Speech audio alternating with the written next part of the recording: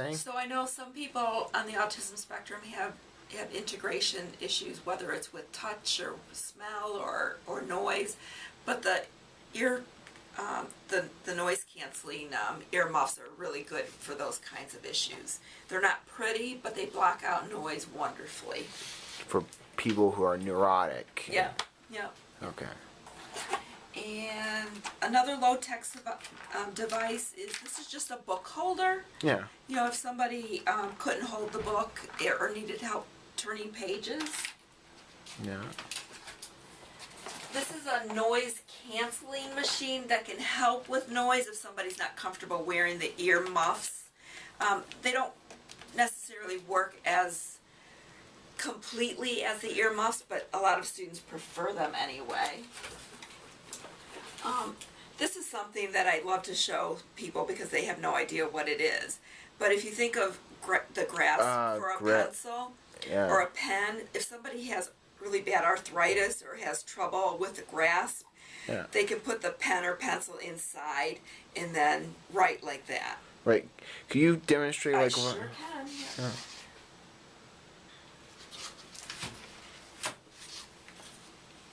So we put the device in and we tighten it so that it would hold the device.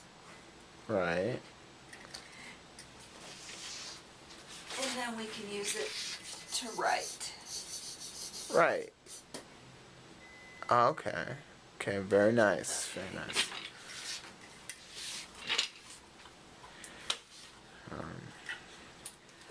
Another one that we have is, I'm not sure what this is called. It can be used for a number of things, but most often it's used to help turn pages.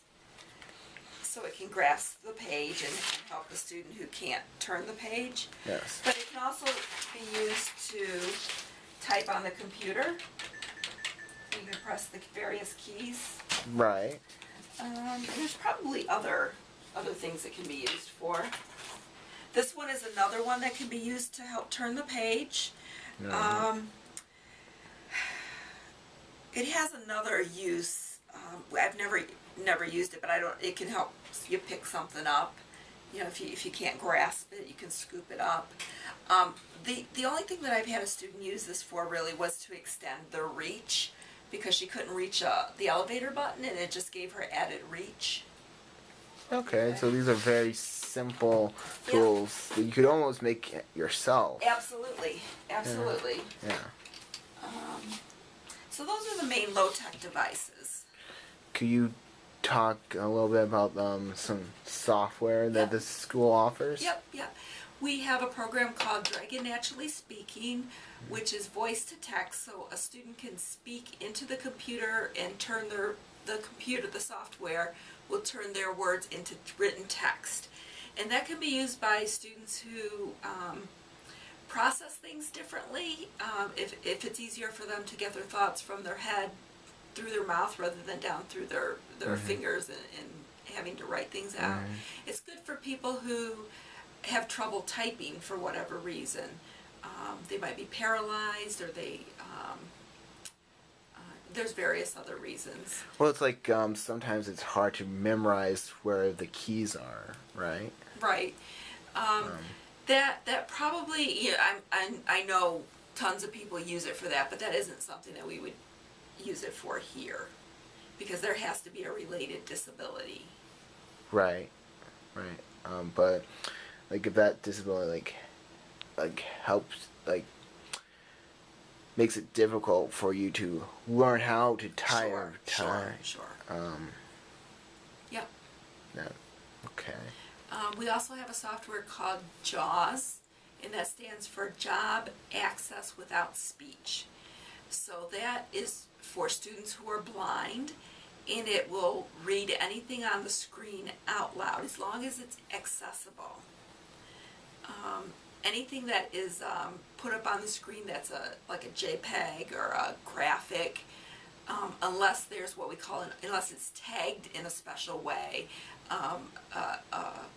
the screen reader couldn't read it. But any documents that are accessible, the computer can read for the student. We also have a piece of software called Kurzweil Reader, And we use that. That's probably one of our most used softwares.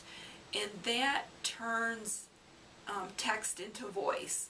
So if a student has a test that they need read to them, rather than having a human reader read it to them, we allow the computer to read it.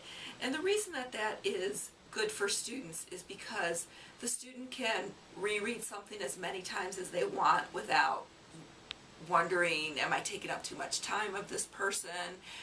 Is this person going to think I can't read because I'm asking them to repeat it a million times? So although it does what a human can do, it gives the student a lot more freedom. Independence. Independence, yes. That's kind of like what Dragon Naturally Speaking is, like, instead of having someone to write. Yeah. I mean, there is someone available, sure, if there's a malfunction or some odd reason it doesn't work. Then we would go to a human, yeah. Yeah. It's very, very interesting. Now, is there anything else you could add off the top of your head? The number of students with disabilities in general coming to college are growing by leaps and bounds. Yeah. And a lot of that has to do with them getting greater assistance at an earlier age. So they're getting more help earlier and progressing more readily through high school. And now there's not as much a perception that if you have a disability you can't succeed. So they're coming to college, we're working with them. We wish more would identify themselves as being disabled and take advantage of accommodations, but some don't want to be put in that